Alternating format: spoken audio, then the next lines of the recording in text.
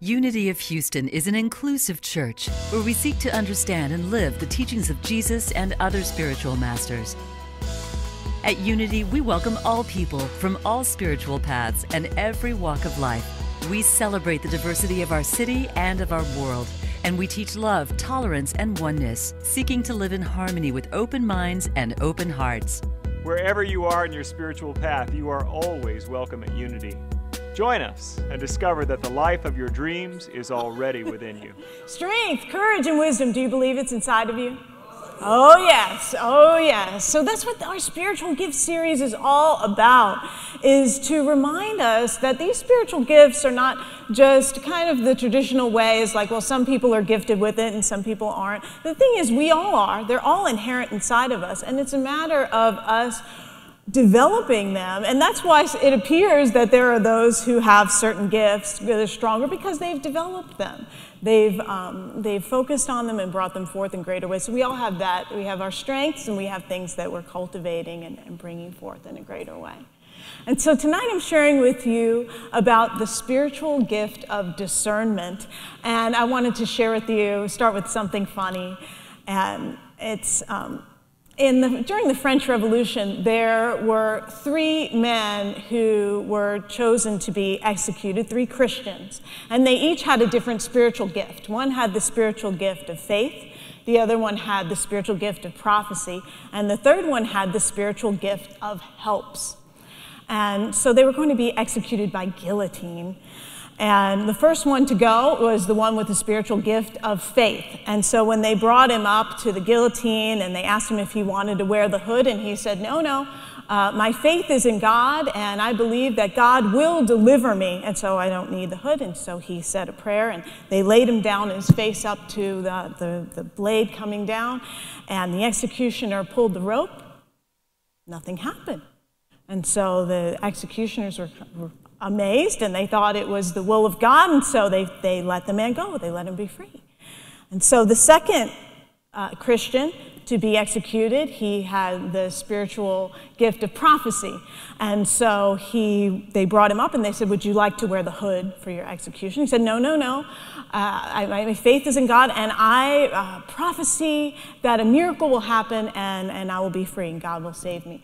And so the executioner said, okay, and they put him down and face down, and the blade come down, and they pull the rope, and again, the blade doesn't come down, and he doesn't get executed. And so they believe another miracle of God, and so they let the man free. And so the third man they bring up to be executed, the Christian who had the gift of helps, and they asked him if he wanted to wear the hood, and he said, no, I'm just as brave as the other 2, and I don't need the hood. And so they lay him down and face up and looking at the blade, and he said, hey, wait a minute. I think I know what your problem is with your guillotine. So the point of that is that we want to use discernment when sharing our gifts. Okay. So that Christian, maybe he could have thought a little better about being so helpful.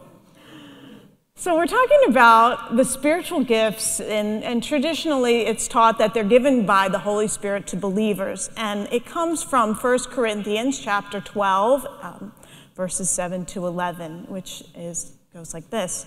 Now to each one the manifestation of the Spirit is given for the common good. So these are gifts that are intended to be for all people, for the good of all, that you share them. To another, gifts of healing by that one Spirit. To another, the working of miracles. To another, prophecy. To another, the discerning of spirits. To another, diverse kinds of tongues. To another, the interpretation of tongues. All of these are the work of the one and the same Spirit, and he gives them to each one just as he determines. So the one we're looking at here tonight is the discerning of spirits, which metaphysically we're going to understand as discernment. So I wanted to find out more about that. So I looked to the great Aramaic Bible scholars, Rocco Errico and George Lomsa. And what they said, that discerning of the Spirit referred to is the ability to distinguish a true prophecy from a false one. So back in ancient times, there were many prophets claiming to give prophecy, and so it was a gift to know what was a false prophecy, what was coming from what they considered to be evil, and what was true, coming from spirit. And the ones who were the false prophets were called the prophets of Baal, B-A-A-L, Baal. And the Metaphysical Bible Dictionary defines the Baal. It says all concepts of God that are less than universal mind are Baal. So this is when you take God and you limit God to what they would consider a graven image, or some kind of anthropomorphizing of God as like some kind of a person, limiting God as anything less than the infinite, the ultimate, expansive everything, allness, beingness. Right? It's a strictly intellectual awareness, this Baal, being a prophet of Baal, not coming from spirit. And so the example that they gave is from the Hebrew Scriptures, from 1 Kings chapter 22, and it's a story of this wicked king whose name was Ahab, and he was the king of Israel, and he had decided to declare war on Syria. And the king of Judea, whose name is Jehoshaphat, told him that it would be a good idea if he consulted with the Lord on this before he went ahead and went to war. And so what Ahab did was that he gathered together 400 prophets, and they all prophesied to declare war, that they believed that was what needed to be done. And the prophet Micaiah came to make his prediction, and what Scripture tells us is that he connected with the true spirit, whereas the 400 connected with what Scripture tells us is a lying spirit. And he connected with the true spirit, and he prophesied against going to war, and he warned the two kings of the impending disaster. And so Micaiah, the prophet, he represents metaphysically, when we go to a higher state of consciousness, that which perceives the universal mind of God, that which is the beingness, the allness, the ultimate reality. So discernment is that process of distinguishing that which is real and not real, the true from spirit and that which is not real, the true and not true, real, not real. And it is a lifelong process, and it is really the essence of our spiritual journey. What we're here to do is to learn and grow through our experiences, and as we experience, to come into a greater level of discernment and understanding of what is not true, what is not real, that we may see clearly God that is the truth and real and present. So can it feel at times, has it felt at times in your consciousness that there are the prophets of the 400 against the one? Like all the negative thinking, the harsh realities, or the doom and gloom of the news seem to overwhelm your mind, and maybe it's a difficult diagnosis or a divorce or something difficult coming in your life where it just is overwhelming your thoughts, and you can't seem to hear that the one. The voice of the one, the spirit that's really revealing the truth, what's real, discerning from what's not real, what's false, what's Baal, the B-A-L-L Baal, what you can release. And so your mind may be telling you to engage in that war, to get involved in that conflict, to see the world as against you, and discernment is where we shift into another direction. And have you ever noticed that there are some times in life where something can seem so true and so real, and then later on it was like, what was the big deal? You know, do you remember what December 21st, 2012 was supposed to be? Anybody remember? Supposed to be the end of the world, according to the ancient Mayan calendar. And I lived in New York at that time, and there were people with signs, the world is ending, December 2012, get ready, be prepared, and save yourselves, and all this stuff. And now we just look back and laugh, like, what was that? But how many people were thinking of, well, I better look that up on the internet. I better find out some more. I better make sure I'm ready. Or, we made it a real thing. We don't really talk about it now because it wasn't real. I asked my spiritual director, Robert Brummett, about discernment, and I wanted to gain a deeper understanding. And what he said about discernment was that it can only really be done after the fact. We don't always know in the moment, in the middle of something, what is true and not true. And we hope to follow our deepest guidance of spirit, and sometimes in the midst of it, we're not always aware of it, and things can cloud our vision in some ways. And I followed my guidance to go to ministerial school, and there were a lot of obstacles. There were a lot of questions. Where was I going to live? Where was I going to work? And how is this all going to work out?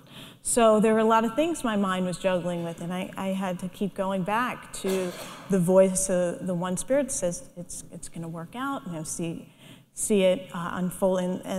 And through all the trials and things, as I look back, I go, yes, that was a great choice for my life, and I see how I grew, and really see it only as clearly as, I could see it more clearly from looking back upon it than when I was in the moment working through all those decisions.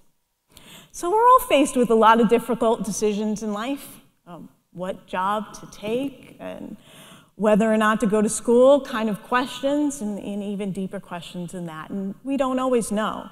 There's not a neon sign that comes up and says, this is the right choice, this is the wrong choice. Wouldn't it be great if there was? It's just, well, we'll see. We'll see. Jesus had a parable about discernment where he shares about this process in a mystical way. The parable of the wheat and the weeds is also known as the parable of the tares, and it's from Matthew chapter 13, verses 24 to 30, and I'd like to share it with you. And he's trying to explain what the kingdom of heaven is like, and he explains it in this way. The kingdom of heaven may be compared to someone who sowed good seed in his field, but while everybody was asleep, an enemy came and sowed weeds among the wheat, and then went away. So when the plants came up and bore grain, then the weeds appeared as well. And the slaves of the householder came and said to him, Master, did you not sow good seed in your field? Where, then, did these weeds come from? He answered, An enemy has done this. The slaves said to him, Then do you want us to go and gather them, the weeds? And he replied, No, for in gathering the weeds, you would uproot the wheat along with them. Let both of them grow together until the harvest. And at harvest time, I will tell the reapers, collect the weeds first and bind them in bundles to be burned, but gather the wheat into my barn. What I found really interesting about this parable is that it's one of the ones in Scripture where later Jesus goes on to explain the parable, and then I think he kind of realizes how mystical it is, and at the end he says, let those who have the ears to hear, hear. I hope you got it. You have to have the ears to hear to really get it, So the kingdom of heaven that Jesus is talking about, how we understand it in Unity is that it's a state of consciousness, what Charles Fillmore called fourth dimension consciousness. It's a spiritual consciousness. It's that realm of divine ideas that produce in their expression into our mind and body, into our experiences as humans, in humankind. So it's that spiritual consciousness within us. And the enemy, we don't believe in that there's any power opposing God. There's only one presence and one power, right? That's what we teach in Unity. And so this enemy is purely our sense consciousness, the destructive thoughts that we carry and our focus on the outer when we forget the ultimate reality, the inner truth. And so I think it's interesting that the Master says not to gather up the weeds because you could be removing the wheat. And so it's kind of like when things are first growing, when the wheat is first growing and the weeds are first growing and it's just budding up, can you really tell what's wheat and what's a weed? You can't really tell. And so you really could be pulling up something precious, something life-giving, something transformative, something wonderful. And so it's that process that we are here to engage in of discerning as things grow in our life to see, is that bearing fruit or is that a weed that we need to release? We let them both grow together until harvest time. And what harvest time is when we come into that higher spiritual understanding of what we call the Christ consciousness, the higher self. And when we come into that, it's like the weeds just release and go away. It's not so much of the labor of pulling them out that happens. It's a natural process of spirit. Have you ever thrown away something good that you thought you didn't need anymore? Maybe you didn't think you needed it, and then the exact next day, you realize you needed it. Like, I'm trying to think, like, you put together, like, one of your children's toys, and they give you that little wrench, and you're like, oh, okay, I'm done. And then you realize, oh, you didn't put it together the whole way, and you really needed that, things like that. And we just go, oh, I don't think I need this anymore. And like, oh, that piece of paper, that receipt, or whatever it is. And have you ever thought of throwing a person away in your life? And that person, they're too this, they're too that, or whatever. I can't stand. And then you discover later they're your best friend. You just got angry at them with some stupid thing, and you almost destroyed the relationship. And they're like the greatest thing in your life. And we can do that because we're not coming from a spiritual discernment. It's just a human judgment and not a true, deeper understanding. We just don't always know what's good and what's not. There's a Zen story where a student goes to the Zen master and he says to the Zen master, what's the most important thing for me to learn? And the Zen master says, good judgment. And the student says, well, how can I learn it? And the master says, bad judgment. We learn by trial and error. We tend to base our discernment on prior experiences, and we only walk by falling down. And I saw my little daughter, Felicity, when she learned how to walk, fall down so many times, and you want to catch her, and you want to stop her from banging her head and everything, but she's got to get her legs under her, build up her muscles and her strength and her balance and coordination. And so you don't want to take that away. You want to let that strength be built up. Or in our Unity Moms group, we're reading the 5 Love Languages of Children by Gary Chapman and Ross Campbell. And it says in there that when you do your children's homework for them, you're not really they're not learning. You're not teaching. They're not getting the opportunity to learn from their own mistakes and failures. And so they're saying that when you stop doing that and you just be a support and encourage them if they don't understand it, go to your teacher the next day, that sometimes their grades will drop a bit until they get their legs under them and they're really learning how to figure out the problems on their own and learning through failure to succeed and learning better judgment. And so then their grades, grow. And that's really the way that we learn and grow. We tend to learn through bad judgment and mistakes, and we gain discernment through that. That's not in alignment with my highest good. Archibald MacLeish said, there is only one thing more painful than learning from experience, and that is not learning from experience. So we really want to learn from our experiences. And to do that is to be still. We be still and to cultivate a quiet mind, cultivating a quiet mind rather than a positive mind. I was listening to a lecture with Deepak Chopra and Wayne Dyer. It was Living Beyond Miracles. I don't know if you heard it from a while back. And I believe it was Deepak was talking about somebody who, he was saying that a positive mind is not less agitated than a negative mind. That a positive mind, you're constantly trying to root out the negative thoughts, and it's still a very agitated mind.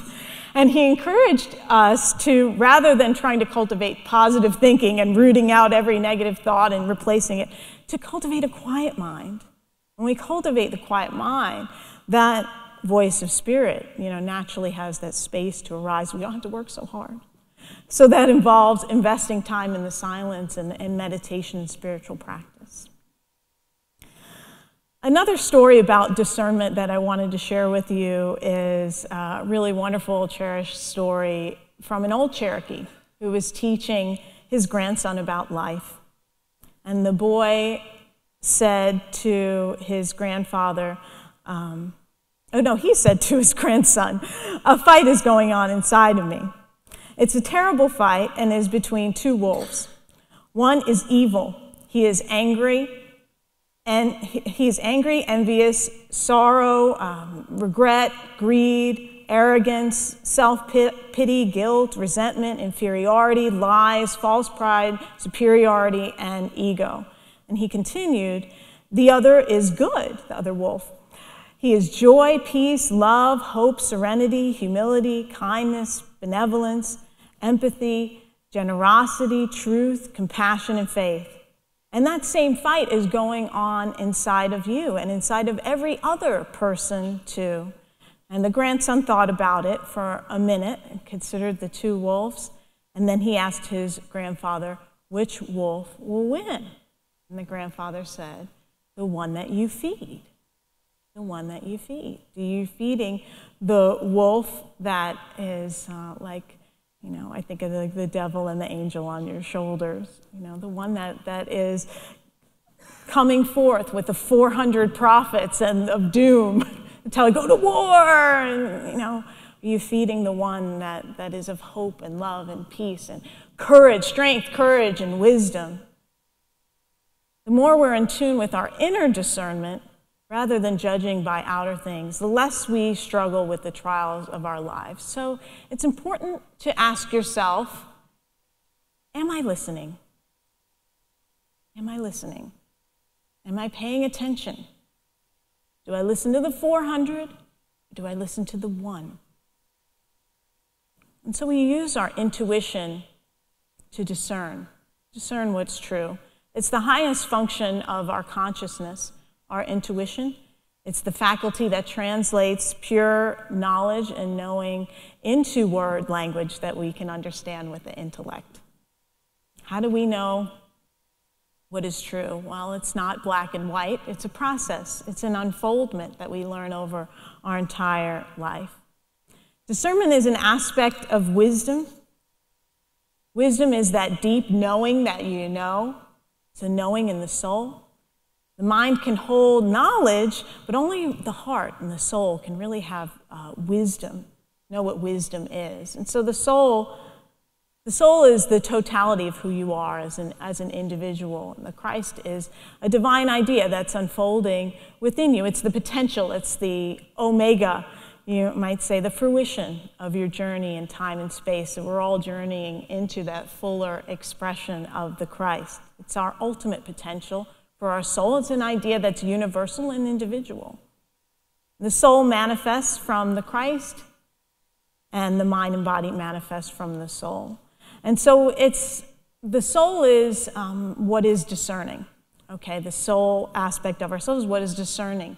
In metaphysics, we call it a pivotal consciousness. We have the ability in our consciousness to pivot between that of this world, the sense consciousness, the outer things, to that of spirit.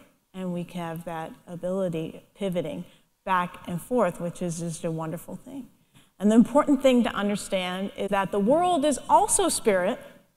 It's also spirit. So it's not like it's one is not spirit, one is spirit. The world is also spirit. But spirit as we perceive it through our sense consciousness, through the mind. It's a projection from our subconsciousness. So we're working through releasing that projection to seeing what truly is, seeing the world as it is rather than as we are, right? So we're not saying to turn away from the world and not look at the world, but to see through it, to see the real, and that's discernment. the master in the parable, the master is, of course, your Christ consciousness.